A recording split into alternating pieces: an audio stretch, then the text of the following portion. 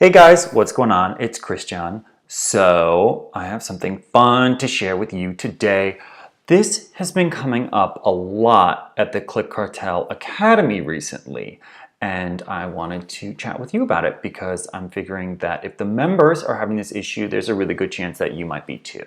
So if you love photography, but you don't necessarily know how you're going to get good enough to charge, much less make a living at it, this is for you. Also, if you don't necessarily feel confident and you're afraid that you're going to ask people if they can model for you so you can build your portfolio and you're afraid they're going to say no, or worse, that they're going to say yes and that you're going to mess it up, boop, you're in luck.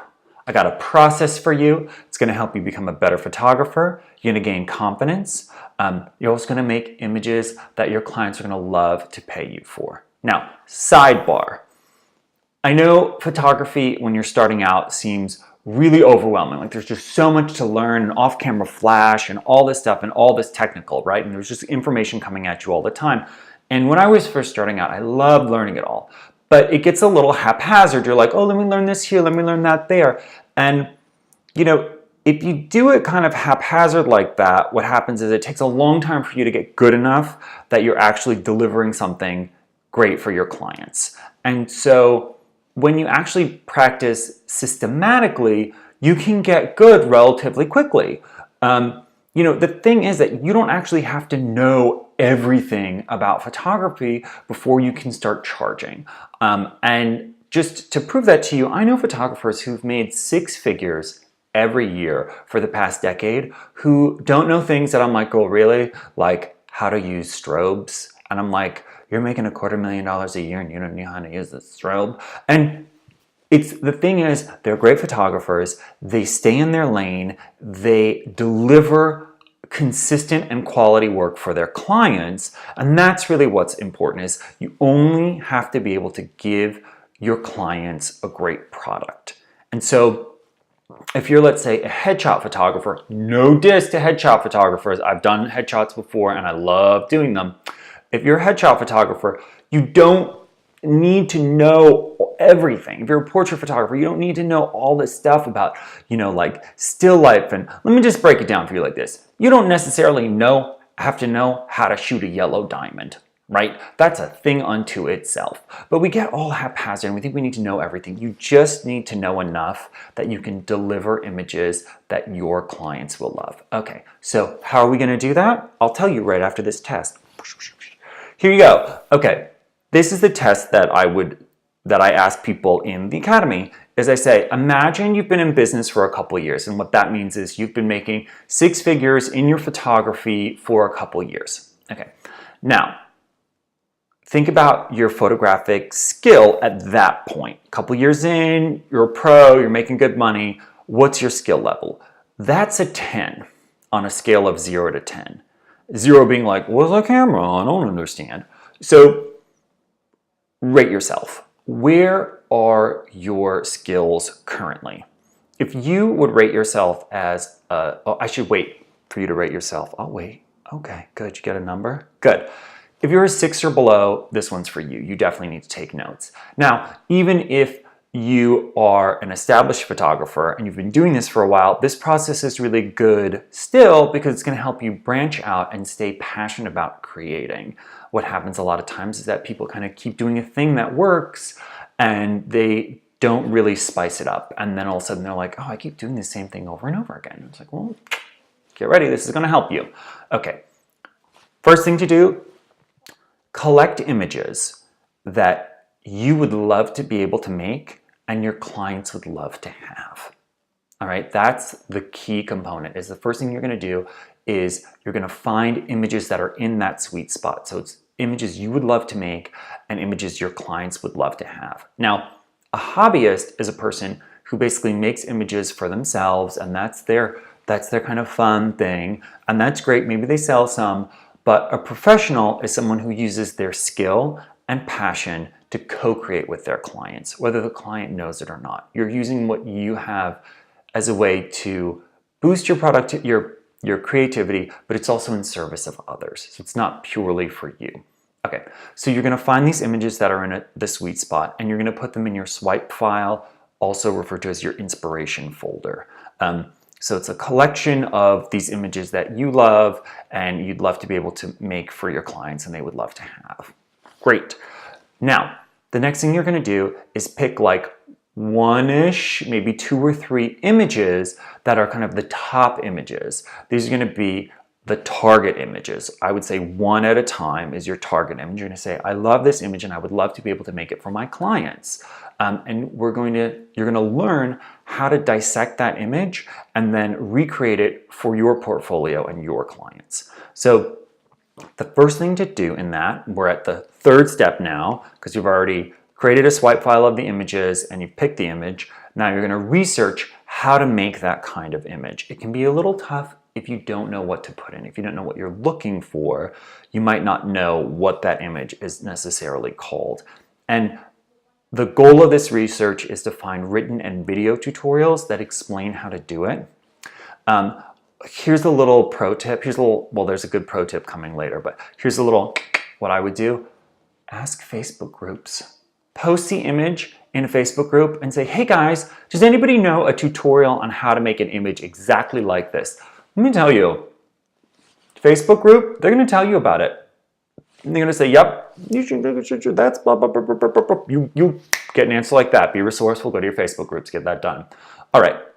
The next thing, the 4th step in this process is to diagram. Now, if you find a tutorial that doesn't have a diagram, even if you do, diagrams are so important. It is such a pro move to sit there and diagram out what a shoot looks like from above. Okay, I've worked with a lot of professionals who are like, we're gonna do this here, this here, this, and you're like, yep, got it. The other thing about a diagram is that it basically creates an equipment list for you. So if you sit there and you diagram and you're like, oh wait, I have none of this gear, or I know how to use none of this gear, go back to your swipe file, go back to your inspiration folder, pick another image. All right? Okay.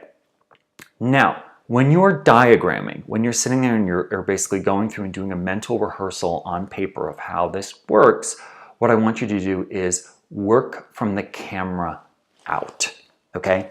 So that means you're going to say, what are the camera settings? What's the ISO? What's the aperture? What's the shutter speed? That's literally housed on the camera. And I have a pro tip for you at the end, so stay tuned because there's a little hot pro tip. Then what lens am I using? What lens is used for this image? What's the focal length? And here's something I want you to be able to do. Answer why this lens, why this focal length, why this aperture, and why this shutter speed. Okay, that's a thing where knowing what to use is great, why to use it, it empowers you even more. Now, we're working from the camera out. We're making a diagram of what your setup needs to look like to get an image like your target image. The next thing to look at is, so you've got the camera, lens, what would happen next? Generally, a light source that's going to fall on your subject. So the next thing we're going to do is we're going to look at lighting, okay? What's the lighting falling on your subject? Where is it coming from? What are the angles? Is it soft light? Is it hard light? What are the modifiers that we could use to get that kind of light? This is the light hitting me, by the way. Light. Also, what's the light on the background? What other angles do you see the light hitting the subject? Okay, camera, then lighting. The next thing that you're going to do is you're going to look at the subject themselves and how were they directed? What's the pose? All right, you can draw the pose. Another thing that I would do, like just a little stick figure, oh, the arm is like this, the shoulders are like that, this shoulder is in front, this arm is like that. Another thing that I would do is ask yourself, what would I say to direct someone to give me this same pose? So look at them, go from the top down and say, oh, chin down, oh, nose over here, oh, shoulders like this, oh, arms like this. Give me a little smile, give me a little in the eyes. How would you direct someone to do that? Now, here's another really good move. Do the pose yourself. Practice the pose. I know. It sounds crazy, but there's actually a fantastic reason that is rooted in psychology. Here it is. Get ready for nerd talk. when you are working with someone as a photographer, in life, this is the basis of this. In life, we will subconsciously mimic the body language of another person, and generally it's the person who's kind of in charge of that situation. You'll notice this now more as you're looking around, that you'll be like, wow, my arms are crossed like that person too. My hands are doing this too. Like, I'm mimicking and mirroring the person's body language. So by modeling the body language, by doing it yourself, the other person will automatically mimic you because you're the one in charge in that situation, because you're the one having the camera and you're the one directing. And they've said, yes, I will do what you tell me to do. So doing the pose yourself so that you practice it, so that a lot of times you get there and you're like, oh, I'm sick of talking. They're not getting it. Like this, hun. And then they're like, oh, the other thing too is that going over the top gives them permission to do the same thing. You're creating a space. So do the pose yourself. Okay, we're still working on the diagramming. We've done the pose. What's the background? What's the setting? Where are they, and how are you going to get that in your image? And then the last thing, the final thing, is what's the post-production that was done on the image? A lot of contrast. Is there a strong vignette? What's going on with post? What does the skin look like? Cool, do that. So you're going to go through this whole thing, and after you've diagrammed it and you feel like you understand, you're going to recreate the image with someone that feels really safe. It's like a best friend who'd hang out with you regardless.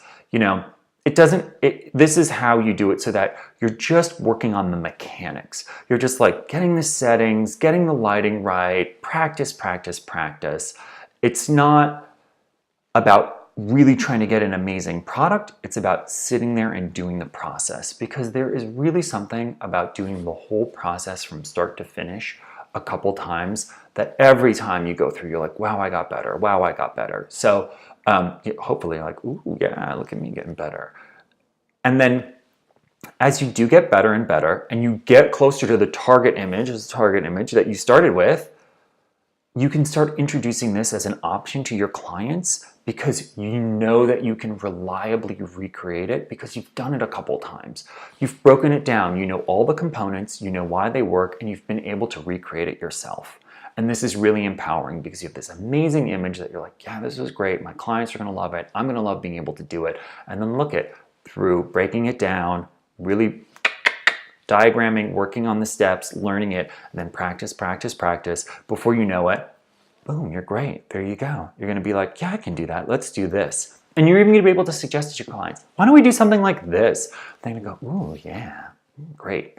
All right, so listen, if you're new and you want to get better fast, do this process. If you've been around a bit and you want to improve your repertoire, try it as well. Now, I did tease in this video earlier that I had a pro tip, and here it is at the end. The pro tip is that when it comes to getting the information about the settings, so your, shutter speed, aperture, ISO, even your lens, all that stuff, if you want to know what somebody used to do that on the image, more likely than not, you can find out the metadata or the EXIF data by looking it up. You can pull up the image, you can go into the information on the image, and you can find that because it's tagged with it. There is the option to strip that away before you export. A lot of people don't do that, and so yay, you can literally look in and check out the file and see like, wait, how did they do this? Sometimes it'll even tell you the camera. It gives you so much information. It's all right there in the file. So when you're like, hey, how did they do this? That's like really step one right there. All right, guys, listen. So what do you think? Is this going to help you get better to being a better photographer and creating better images for your clients? Holler, let me know in the comments below, and I'll chat with you soon. All right, thanks, bye.